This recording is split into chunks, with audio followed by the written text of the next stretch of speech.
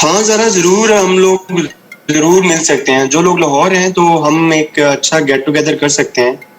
जैसे ही कोरोना थोड़ा सेटल होता है ना तो हम एक अच्छा गेट टुगेदर कर लेंगे, ठीक है। और बाकी मेरा प्लान है पाकिस्तान विजिट करने का, ये थोड़ा सा फ्री हो जाऊँ तो जिस एरिया में भी जाऊंगा तो ज़रूर I would love to meet you people.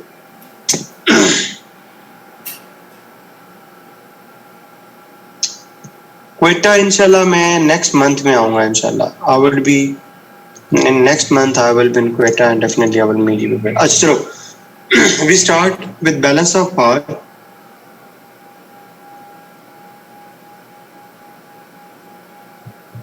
अच्छा बैलेंस ऑफ पावर के बारे में ना तुम लोगों ने एक बात याद रखनी है कि बैलेंस ऑफ पावर भी ना एक किस्म की थ्योरी है। लिख लो ये बात कि बैलेंस ऑफ पावर भी एक किस्म की आईआर की थ्योरी है, ठीक है। हम इसको ना थोड़ा थ्योरेटिकल पर्सपेक्टिव में बयान करेंगे ताकि ये तुम्हें ना कभी भूले ना कि बैलेंस ऑफ पावर होती क्या है।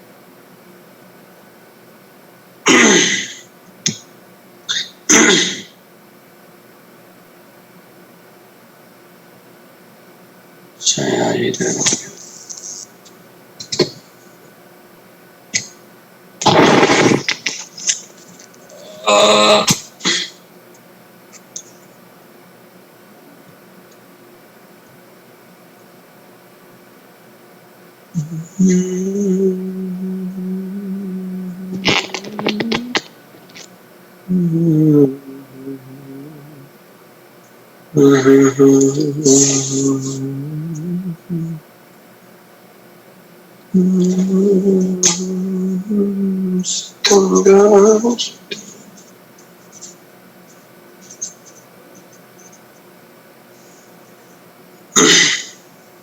Balance of power. Balance of power एक थ्योरी है, एक आइडिया है। किस चीज का? नेशनल सिक्योरिटी का। हमारा मेन हेड क्या है भला? National security. उस नेशनल सिक्योरिटी के अंदर जो एक थ्योरी है या जो एक आइडिया है वो क्या है? वो बैलेंस ऑफ पावर है। किस चीज का? नेशनल सिक्योरिटी का।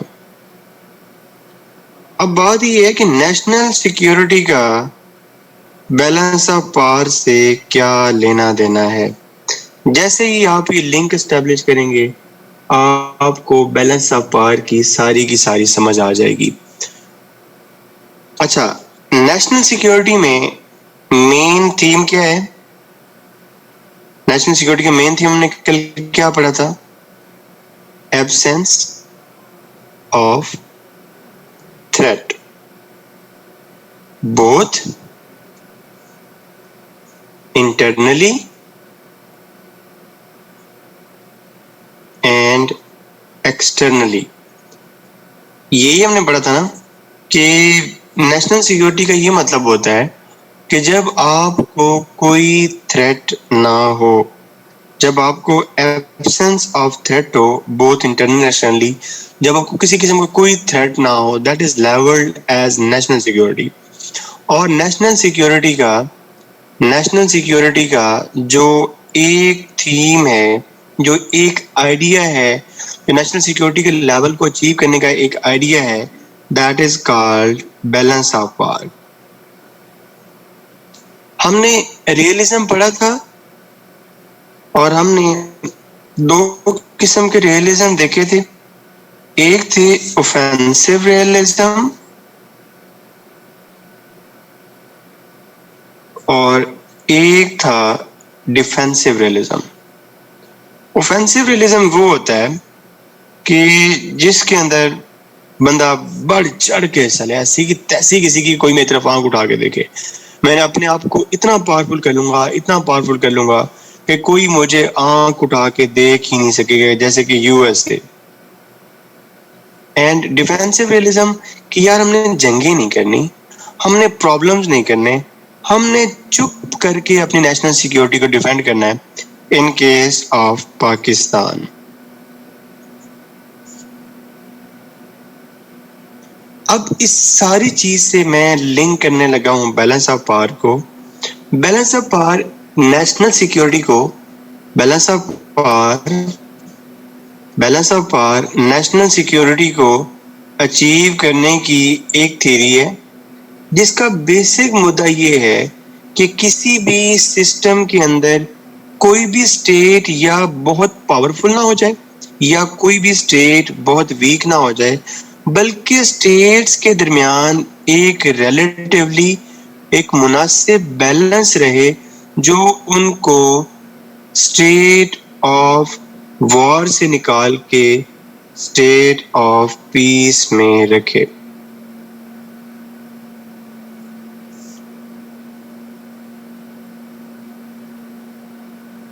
So the core of balance of power theory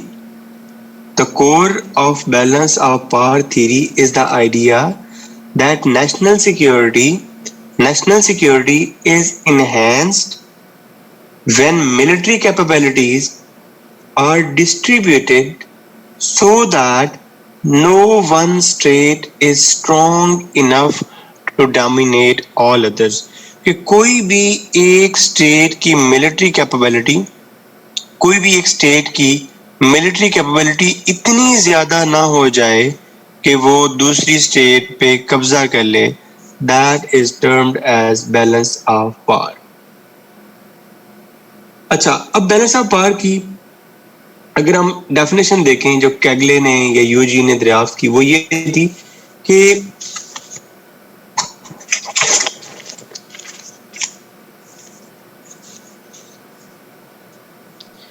कैगले ने इसकी डेफिनेशन ये की थी कि किसी भी एक ऐसी स्टेट की अथॉरिटी या मतलब ये बैलेंस ऑफ पावर एक इक्विलिब्रियम है जिसके अंदर किसी भी एक सिंगल स्टेट की जो ये अब ये ना एक लफ्ज है उसका आईआर का जारगन है ना, आईआर वाला जारगन ही बस एम ही बना लिए, वही लफ्ज कॉमन से हैं, बस अपने लिए सेलेक्ट कर लिए हुए और जारगन बना लिए। प्रीपोंडरेंस।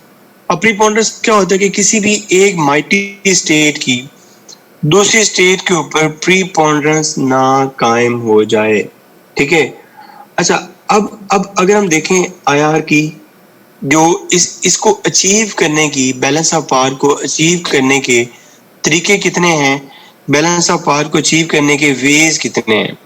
तो जिस तरह मैंने आपको एक वे बताया ऑफेंसिव रियलिज्म और एक आपको बताया डिफेंसिव रियलिज्म, इसी तरह बैलेंस ऑफ पावर को भी मेंटेन करने के दो तरीके हैं। पहला तरीका क्या है कि आप जो ना वो अलायंस करें,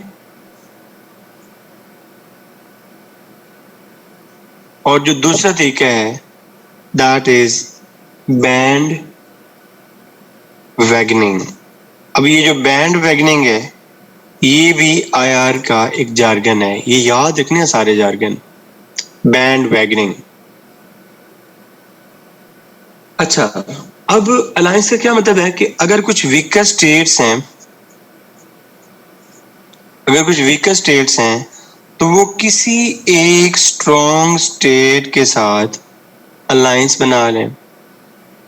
ठीक है ना, मतलब दो लोग कमजोर थे, ठीक है, और उनको लगा कि यार ये बड़ा आदमी है, मुझ पे अटैक कर देगा, तो अपने आप को इससे बैलेंस करने के लिए ये दोनों लोगों ने आपस में इकट्ठे होके अलायंस बना लिया। जिस तरह के आप यहाँ पे ये देखें कि ये दुनिया है, ये वर्ल्ड है, ठीक है, और इस वर्ल्ड में आजकल का अपना साउथ एशिया देखो, क्योंकि हमारा कंसर्न जो है वो मेजर जो है वो साउथ एशिया से है। इस एरिया में अपना एशिया और साउथ एशिया को देखो, इसमें आजकल जो मेजर पावर चल रहे हैं, जो मेजर कंट्रीज हैं अपने एशिया में, यूएसए, चाइना एंड रशिया। और सर आप हिल तो नहीं गए, यूएस एशिया में कहाँ आ गया? मेरा एशिया से ये मतलब था कि Asian politics, I am sorry मैंने पॉलिटिक्स लफ्ज यूज नहीं किया।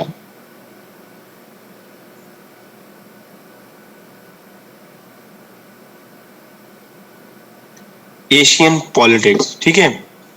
अच्छा, अब एशियन पॉलिटिक्स में देखो, इन्हीं दो कंट्रीज का ज्यादा रोल है, चाइना रशिया, और उधर से क्या कौन है, यूएसए है, ठीक है। अच्छा, अब सीन ये है, अब मुझे ये बताओ, इन दोनों पार्टनर्स में आपस में वीक कौन है और पावरफुल कौन है, और कौन आपस में अलायंस बनाएगा?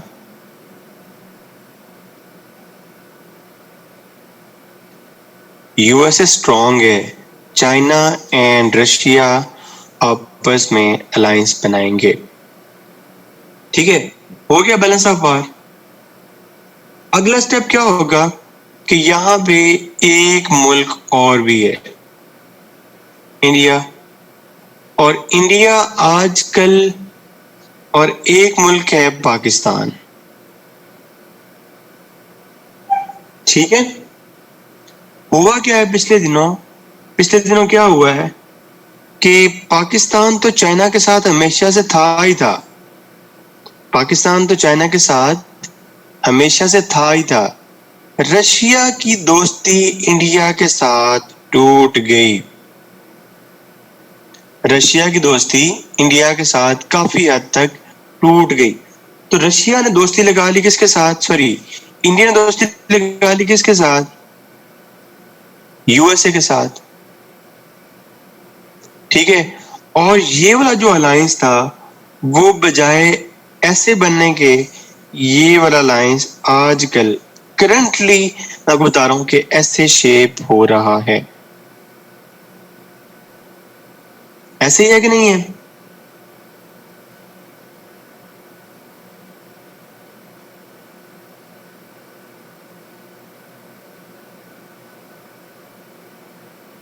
ये तुमने इधर भी देख लेना बिल्कुल। और जो दूसरा तरीका है बैलेंस ऑफ पावर को मेंटेन करने का, दैट इज बैंड वैगनिंग।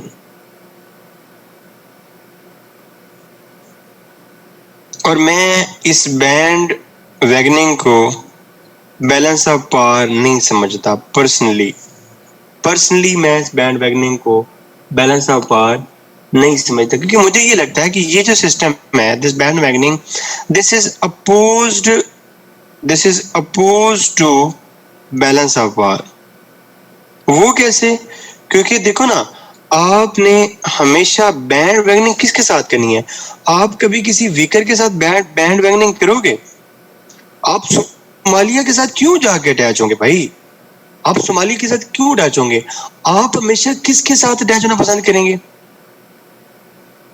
आप हमेशा किसके साथ अटैच होना पसंद करेंगे? यूएस के साथ, स्ट्रॉन्गर के साथ। तो यूएस ऑलरेडी वीक है, आप उसके साथ इकट्ठे हो के और ज्यादा उसको स्ट्रॉन्गर करते जा रहे हो। So instead of maintaining balance, you are disturbing balance. Anyhow, थोड़ा सा ना अब इसको, क्योंकि मैंने कहा है कि ये थ्योरी है, तो थोड़ा सा ना इसकी कोर अजम्पशन पे आओ। अच्छा, मुझे ये बताओ कि ये किस लेवल ऑफ एनालिसिस की थ्योरी है? किस लेवल ऑफ एनालिसिस की थ्योरी है? स्टेट लेवल ऑफ एनालिसिस की, ठीक है। और इसकी भी बेसिक अजम्पशन क्या है कि इंटरनेशनल सिस्टम अनार्किक है कि नहीं है? हाँ, इंटरनेशनल सिस्टम क्या है? अनार्किक है।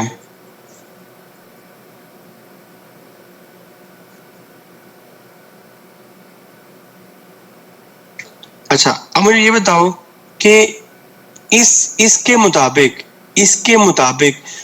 सिस्टम के अंदर प्रिंसिपल एक्टर कौन है?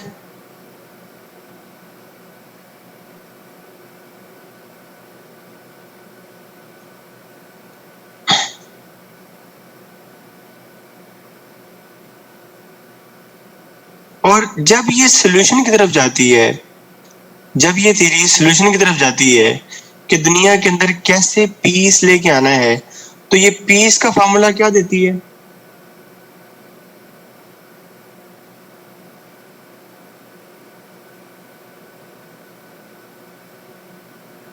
इक्विलिब्रियम या बैलेंस ऑफ पावर। ठीक है, चलो अब हम इसके कुछ मेजर प्रिंसिपल्स देखते हैं कि ये वर्क कैसे करती है।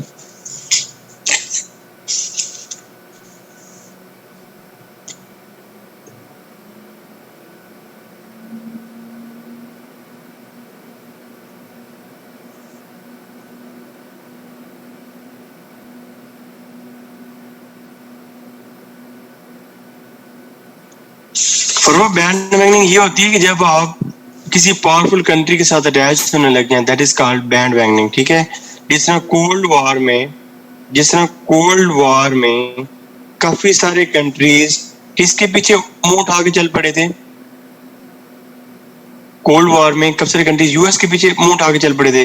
तो ये यूएस के पीछे मुंह उठा के चल पड़ना, यूएस के साथ सीटो और सेंटो साइन कर लेना, this is called band wagoning. Alliance, अमीर अलायंस ये होता है कि अलायंस तो प्रॉपर बैलेंस ऑफ पावर को मेंटेन करने के लिए होता है ना। अलायंस तो बैलेंस ऑफ पावर को मेंटेन करने के लिए होता है कि आपने दूसरे के साथ अपना बैलेंस करना है, दूसरे के साथ अपना बैलेंस करना है। और वो जो बैलेंस करना है उसका जो बेसिक मकसद है वो ये है कि अपने आप को दूसरे ग्रुप के साथ इतने मुकाबले में लेकर आना है कि दोनों में बराबरी क्रिएट हो जाए। और बैंड वैगनिंग में तो आप बराबरी को डिस्टर्ब कर रहे हैं। मतलब आप सारे अगर इधर इधर मुंह उठा के चल पड़ेंगे, सारे इधर यूएसए के साथ चल पड़ेंगे, तो आप तो इस पार्ट को बिल्कुल वीक कर रहे हो।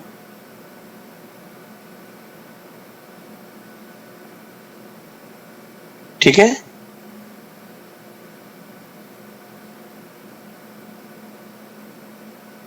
तो वो तो अलायंस होगा ना, वो तो अलायंस होगा। जी बिल्कुल अमीर।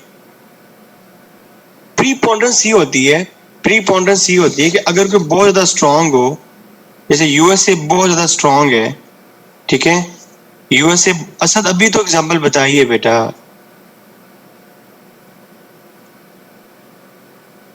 अब हर चीज की हर जगह तो एग्जांपल ही ना अवेलेबल होती।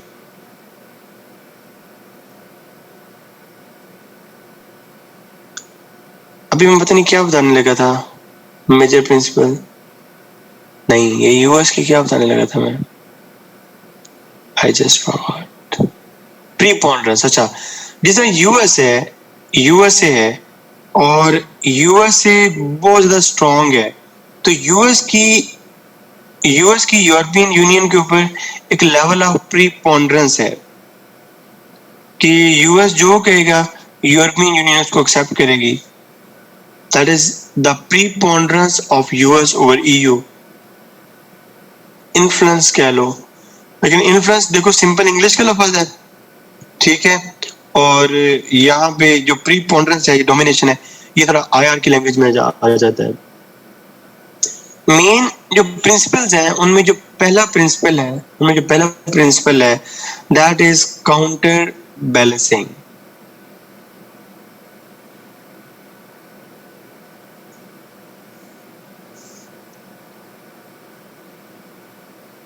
काउंटर बैलेंसिंग भी यही है कि स्टेट्स अपने आप को किस तरह पोलराइज करेंगी, स्टेट्स इंटरनेशनल स्ट्रक्चर के अंदर अपने आप को किस तरह अपने आप को अरेंज करेंगी कि वॉर का थ्रेट कम से कम हो। This is called counter balancing. State अपने आप को सिस्टम के अंदर किस तरह अरेंज करेंगी कि वॉर का थ्रेट कम से कम हो, this is called counter balancing. यहां तक तो बात ठीक है। जो मैं इससे अगली बात करने लगता हूं, दैट इज वेरी इंपॉर्टेंट, इसको बड़ा ध्यान से सुनना है कि स्टेट्स अपने आप को किस तरह काउंटर बैलेंस करेंगी टू अवॉइड द वॉर। ठीक है, ये जो किस तरह है ना कि हाउ कि स्टेट अपने आप को किस तरह बैलेंस ऑफ पावर में लेके आएंगी, this how depends upon the distribution of capabilities in international structure. मोटा मोटा मुझे ये बताओ कि दुनिया में किस किस किस्म की डिस्ट्रीब्यूशन ऑफ कैपेबिलिटीज पाई जाती हैं? मोटी मोटी कौन कौन सी होती हैं? तुम्हें 2-3 दफा बताया है. How many types of distribution of capabilities are found in a world?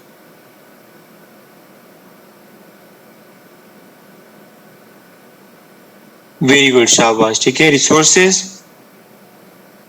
और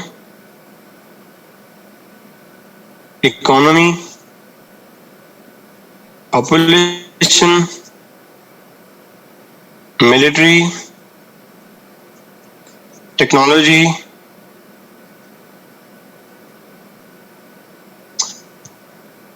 किधर है ये अमीर तैमूर? फिर इज अमीर तैमूर खान. यही है डिस्ट्रीब्यूशन ऑफ कैपेबिलिटीज, कोई और भी ऐड होगा?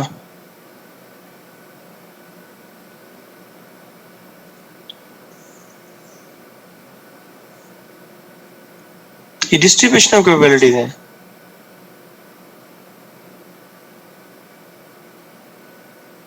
ये डिस्ट्रीब्यूशन ऑफ कैपेबिलिटीज है.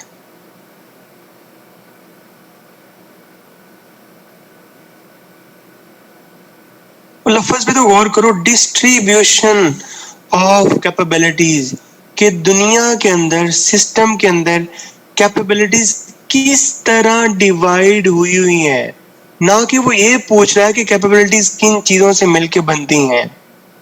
He is asking about the distribution of capabilities. Unipolar, bipolar, tripolar, multipolar. कोई बात नहीं. अब पता चल गया लड़के फेल क्यों होते हैं, नंबर कम क्यों आते हैं? अंदाजा हो गया. लफ्ज पे ही गौर नहीं किया, बस कैपेबिलिटीज देखी है, ठक ठक ठक ठक, ये और चलो जी. कोई बात नहीं, मैं किस मर्ज की दवा हूं. ठीक है, डिस्ट्रीब्यूशन का मतलब होता है पोलैरिटी. डिस्ट्रीब्यूशन का मतलब होता है पोलैरिटी. ठीक है. अच्छा, अब इससे वो बात समझ आई, इससे वो बात समझ आई है कि बैलेंस ऑफ पावर के अंदर स्टेट्स अपने आप को किस स्ट्रक्चर में मेंटेन करेगी. वो स्ट्रक्चर किस चीज पे डिपेंड करेगा? डिस्ट्रीब्यूशन ऑफ पोलैरिटी से. देखो, अगर यूनिपोलर होगा तो स्ट्रक्चर और होगा, बाईपोलर होगा स्ट्रक्चर और होगा, मल्टीपोलर होगा तो स्ट्रक्चर क्या होगा? और होगा. क्या मैं अपनी बात समझा पाया हूं?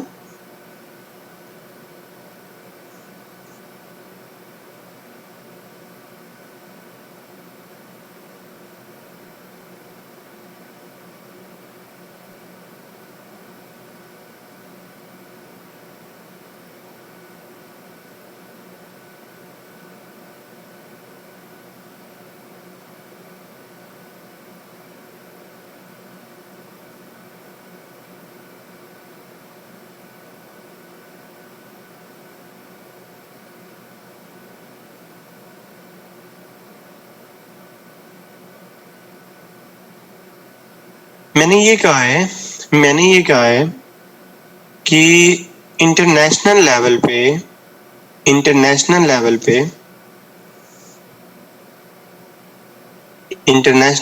पे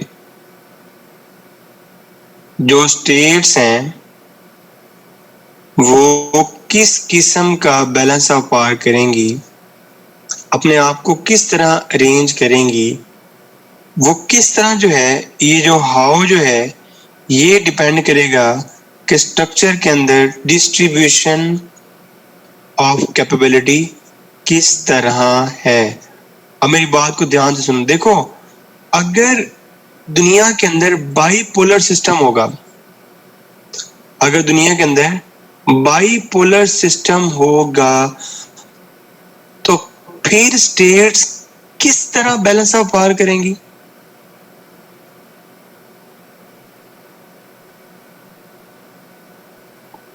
कौन बताएगा?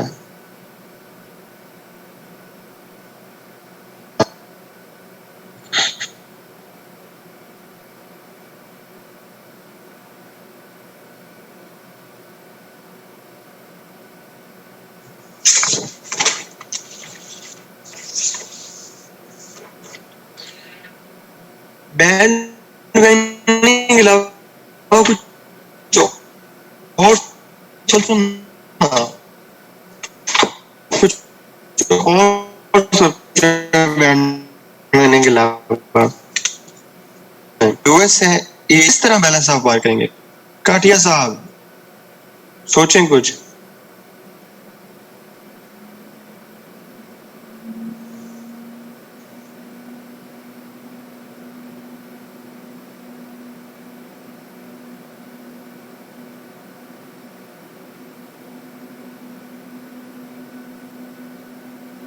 शाबाश, वेरी गुड। अब आया ना सीधे रेस पे। अलायंस के जरिए नहीं करेंगे, अलायंस के जरिए नहीं करेंगे, अपनी कैपेबिलिटीज को इंक्रीज करके बैलेंस ऑफ पावर करेंगे। देखो ये देखो, अगर यूएस के पास न्यूक्लियर वेपन्स हैं तो ये भी क्या कहेगा, मेरे पास भी न्यूक्लियर वेपन्स हो ताकि बैलेंस ऑफ पावर हो। ये कहेगा मेरे पास हाइड्रोजन बम है तो ये कहेगा मेरे पास भी हाइड्रोजन बम हो ताकि बैलेंस ऑफ पावर हो। ठीक है, अगर ये कहेगा कि मेरा बंदा जो है वो चला गया है मून पे तो ये कहेंगे मेरा बंदा भी जो है वो मून पे जाना चाहिए। ये कहेंगे अगर इन्होंने सबमरीन्स बना ली हैं तो ये कहेंगे मेरे पास भी सबमरीन्स होते। जब दुनिया में बाइपोलैरिटी होती है तो balance of power state capabilities को इंक्रीज करके किया जाता है।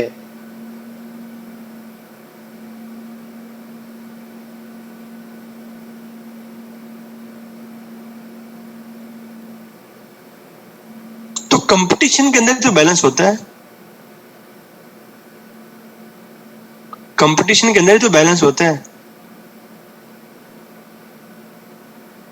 पावर बराबर करनी है ना, पावर बराबर करनी है ना, कि कोई भी एक इतना पावरफुल ना हो, कोई भी एक इतना पावरफुल ना हो कि दूसरे के ऊपर अटैक ना कर दे, किसी भी एक की प्रीपोंडरेंस ना हो।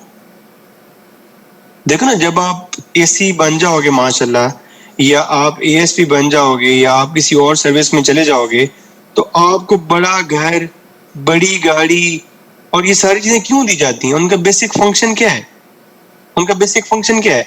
उनका बेसिक फंक्शन ये है कि जब आपके ऑफिस में बड़े बड़े लोग आ रहे हैं, आपके ऑफिस में बिलियंस में बिलियनियर्स आ रहे हैं, आपके ऑफिस में ट्रिलियनियर्स आ रहे हैं, उनका बड़ा बड़ा बिजनेस है, वो आपसे डिस्कशन कर रहे हैं ताकि आप उनके इन्फ्लुएंस में ना आ जाएं।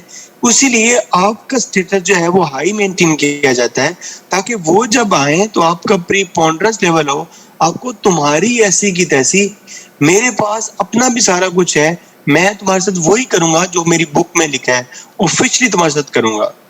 अब ये क्यों है? तो कि तुम्हारी अपनी पावर बहुत ज्यादा है।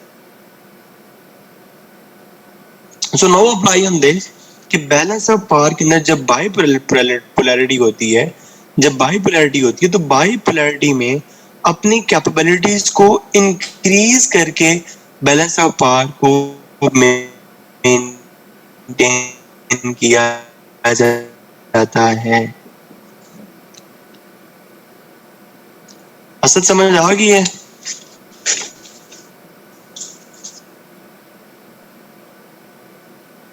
अच्छा, अब मुझे ये बताओ,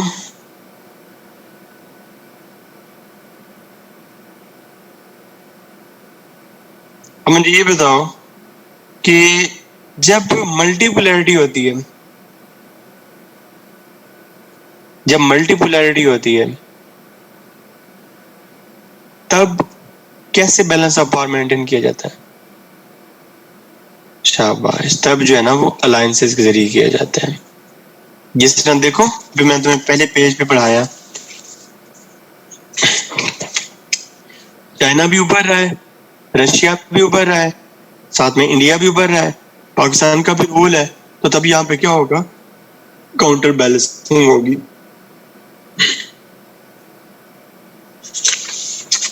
क्या यूनिपोलर में भी किसी किस्म का बैलेंस ऑफ पावर होता है?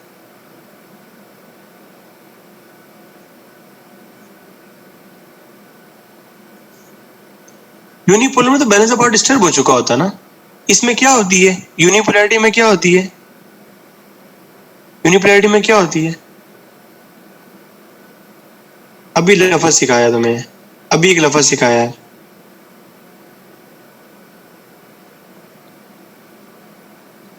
Preponderance, hegemony.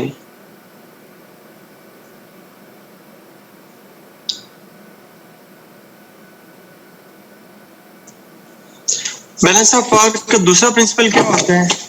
The second principle of balance of power, पहला क्या हो गया? Counter balancing. पहला क्या हो गया? Counter balancing. दूसरा क्या हो गया?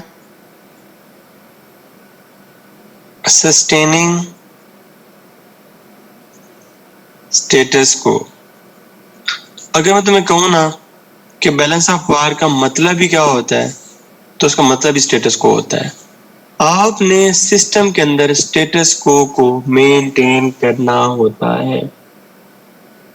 आपने सिस्टम के अंदर स्टेटस को मेंटेन करना होता है। देखो दुनिया के अंदर, दुनिया में दो किस्म की स्टेट्स होती हैं। एक होती हैं स्टेटस को स्टेट्स, दूसरी कौन सी होती है? कौन बताएगा? 10 रुपए इसको इनाम दिया जाएगा। किधर है ये कायनात?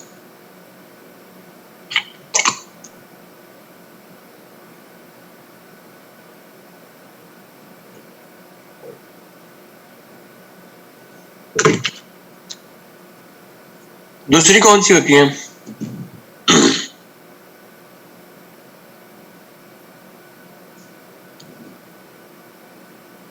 Rivian state. किसने बताया है? वाह सुहेल, शाबाश, वेरी गुड, दिल खुश कर दिया तुमने। रिवियन स्टेट, ठीक है। ये दो किस्म की स्टेट्स होती हैं। स्टेटस को स्टेट्स वो वाली होती हैं, स्टेटस को स्टेट्स वो वाली होती हैं जो चाहती हैं कि दुनिया का सिस्टम जिस तरह चल रहा है और जो उस सिस्टम में हमारी पोजीशन है उसी हिसाब से दुनिया का निजाम चलता रहे। ठीक है, मतलब अगर हम लोअर साइड पे हैं तो इट्स फाइन, अगर कोई अपर साइड पे है तो इट्स फाइन, बस सिस्टम जो है ना वो चलता रहे, सस्टेनेंस ऑफ स्टेटस को। और वो स्टेट्स जो चाहती हैं कि नहीं हमारी पोजीशन ये नहीं बनती, हमने अब तरक्की कर ली है या हम अब आगे आ गए हैं, या वो स्टेट्स जो एस्पायर फॉर हेजेमनी करें कि मुझे अब आगे जाना है, मुझे हेजमॉन बनना है, या जो अपनी पोजीशन से खुश ना हो उनको क्या कहते हैं? रिवियर स्टेट्स कहते हैं। एक बात याद रखना, हायर द स्टेटस को बच्चों, द हायर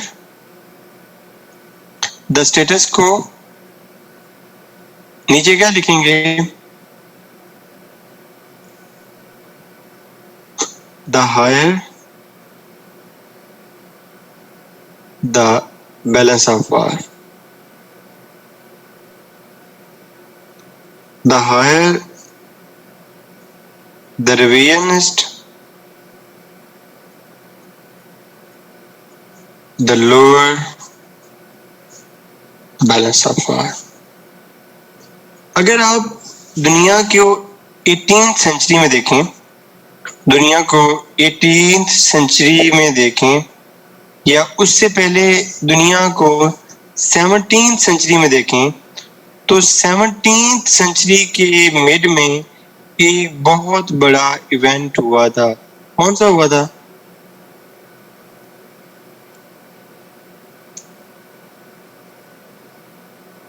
शाबाश, 1648 ट्रीटी ऑफ वेस्टफेलिया। उसके बाद तकरीबन दुनिया ने 2 सेंचुरीज या 1.5 सेंचुरीज एक पीसफुल पीरियड देखा। दुनिया उसके अंदर वॉर तो थी लेकिन कोई भी बड़े स्केल पे वॉर नहीं थी। आपको पता है उस बड़े स्केल पे वॉर ना होने की सबसे बड़ी वजह क्या थी? उसकी सबसे बड़ी वजह बैलेंस ऑफ पावर थी, जिसके अंदर स्टेट्स ने अपनी पोजीशन पे एग्री कर लिया था The states played the role of being a status quo states. So there was higher the status quo and there was lower the higher the balance of power. And एक बात और इससे बना लो, the higher the balance of power, क्या लिखोगे आगे? The higher the balance of power,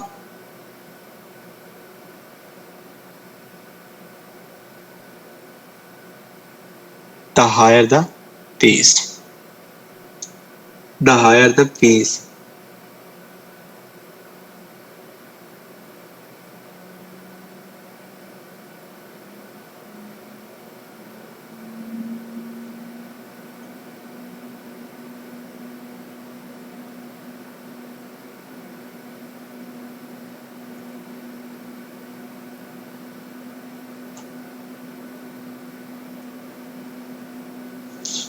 अच्छा आगे अगला प्रिंसिपल, यार ये रिवीजन स्टेट वो होती हैं जो इसके उल्ट होती हैं, जो स्टेटस को नहीं मानती, जो स्टेटस को ना माने और अपने आप को हेजिमनी के लिए एस्पायर करें या अपनी पोजीशन से खुश ना हो, उनको रिवीजन स्टेट कहते हैं। मतलब आजकल के दौर में अगर कह लो अगर बैलेंस होता, अगर बैलेंस होता तो चाइना जो है वो रिवीनेस्ट होती कि अपनी पोजीशन से ना खुश है कि मैंने आगे जाना है। जैसे वर्ल्ड वॉर वन से पहले जर्मनी वाज रिवीन स्टेट, अपनी बैलेंस पावर से खुश नहीं थी। क्लियर?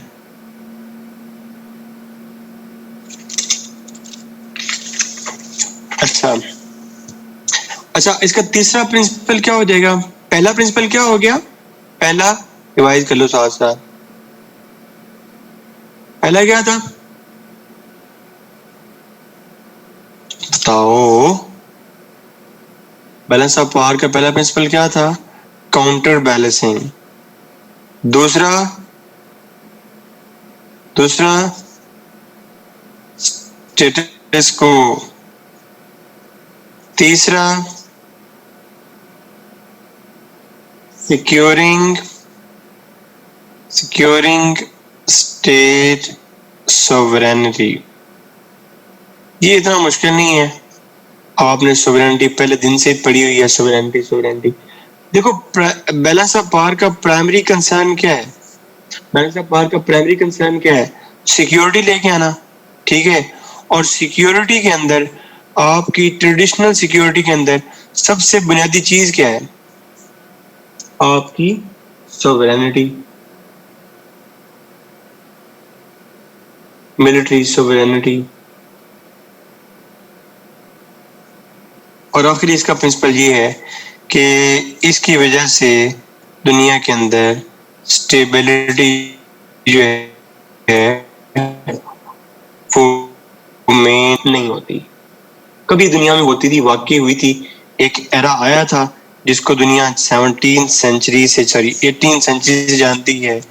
उस दौर में वाकई इसने पीस मेंटेन किया था, उसके अंदर वाकई बैलेंस ऑफ पावर नहीं थी। उसके बाद जो है ना, बैलेंस ऑफ पावर ऑलमोस्ट कभी भी इतना वर्क नहीं कर सकी। ठीक है,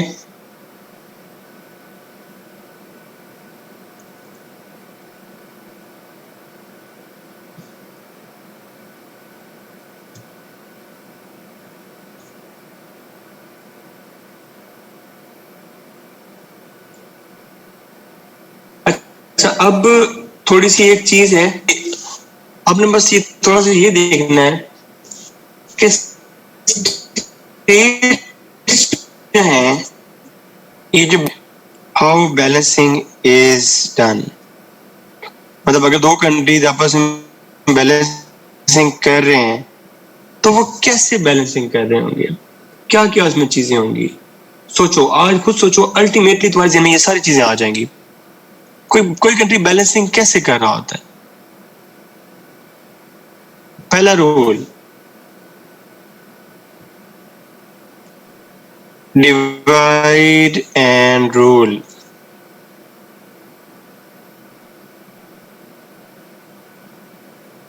डिवाइड एंड रूल। ठीक है, जैसे कि वर्ल्ड वॉर 1 के बाद, वर्ल्ड वॉर 1 जब हो रही थी और जर्मनी बहुत ज्यादा स्ट्रांग हो गया था, और वर्ल्ड वॉर 1 के बाद ये चाहते थे कि अब बैलेंस ऑफ पावर को मेंटेन करें, तो बैलेंस ऑफ पावर था या 17th सेंचुरी में जो पावर ज्यादा अपने पर फैलाने लगती थी उसको डिवाइड कर दिया जाता था।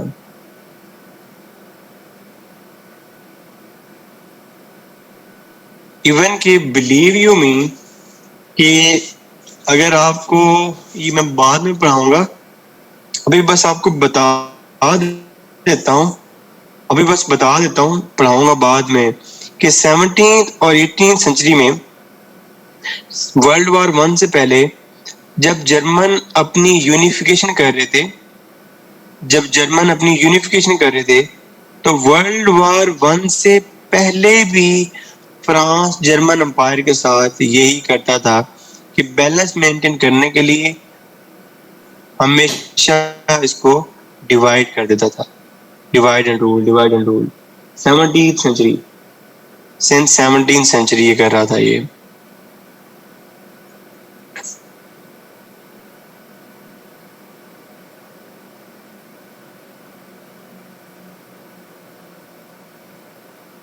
दूसरा तरीका क्या है, कंपनसेशन, ये भी मैं पढ़ाऊंगा बाद में, लेकिन अभी भी बस ये बता देता हूं कि 1850 में एक ट्रीटी हुई थी, इसको कहते हैं कांग्रेस ऑफ वियना। उस कांग्रेस ऑफ वियना के अंदर भी बैलेंस करने के लिए कुछ स्टेट्स को दूसरी स्टेट्स के कुछ पार्ट्स दिए गए थे, कुछ स्टेट्स को दूसरी स्टेट्स के कुछ हिस्से दिए गए थे एज ए कंपनसेशन। और तीसरा जो आपने कोल्ड वॉर में पढ़ा, आर्मामेंट्स,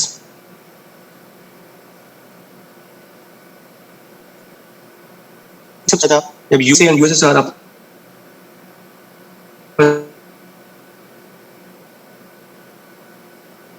बैलेंस कर रहे थे, अलायंस बना के, अलायंस कब बनाएंगे, अलायंस आप बनाएंगे आप वर्ल्ड वॉर 1 से पहले वाला, थोड़ा सा पहले वाला पीरियड देख लो, इसमें अलायंस बन रहे हैं, ट्रिपल अलायंस, ठीक है, ट्रिपल एंटांट, ये सारे अलायंस बन रहे हैं,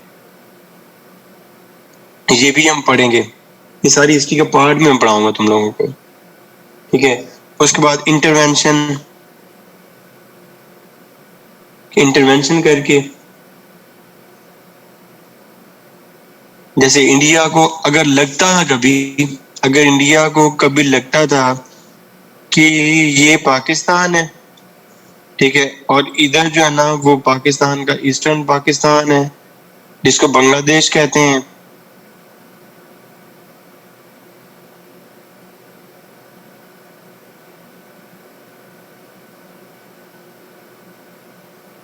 ठीक, डेप्थ का ये मतलब है कि अगर पाकिस्तान का एक जहाज यहाँ से उड़ेगा तो इधर भी जा सकता है, वो इधर भी जा सकते हैं, ये भी इनके साथ भी ताल्लुकात अच्छे थे, तो उन्होंने इंटरवेंशन की और ईस्ट पाकिस्तान को हमसे अलग कर दिया ताकि पाकिस्तान की जो स्ट्रेटेजिक डेप्थ है उसको कम किया जा सके।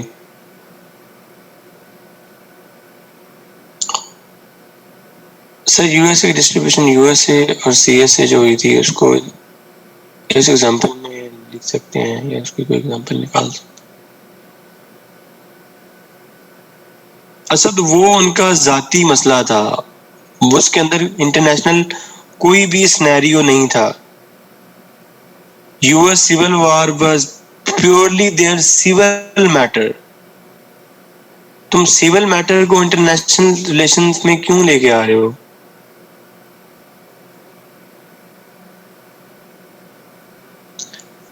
शगुफ्ता आर्मामेंट्स होती है कि आप अपने आर्म्स, अपनी मिलिट्री को स्ट्रॉन्ग करें, अपने न्यूक्लियर मिसाइल्स को बढ़ाएं।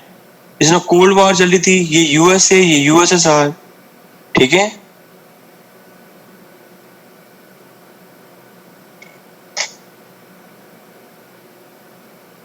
और जो आखिरी तरीका होता है that is known as buffer states.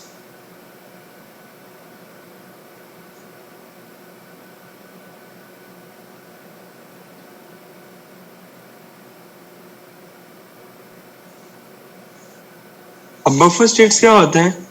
Buffer states ये होते हैं कि जिस तरह कोल्ड वॉर में यूएसए ने और यूएसएसआर ने दरमियान में एक क्वेश्चन रखा हुआ था जिसको पोलैंड कहते हैं। जिस तरह कोल्ड वॉर से पहले या वर्ल्ड वॉर 1 से भी पहले यूके ने और रशिया ने अपने दरमियान एक बफर रखा हुआ था। कौन बताएगा कौन सा बता बफर? इनाम दिया जाएगा उसको।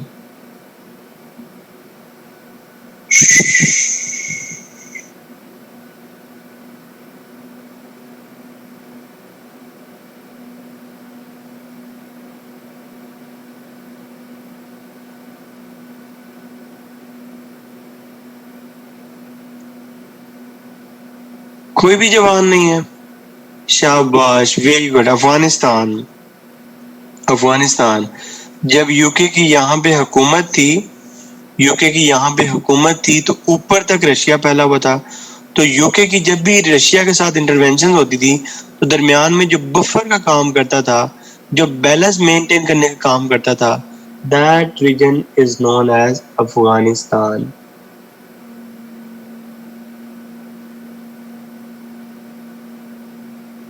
समझ आई?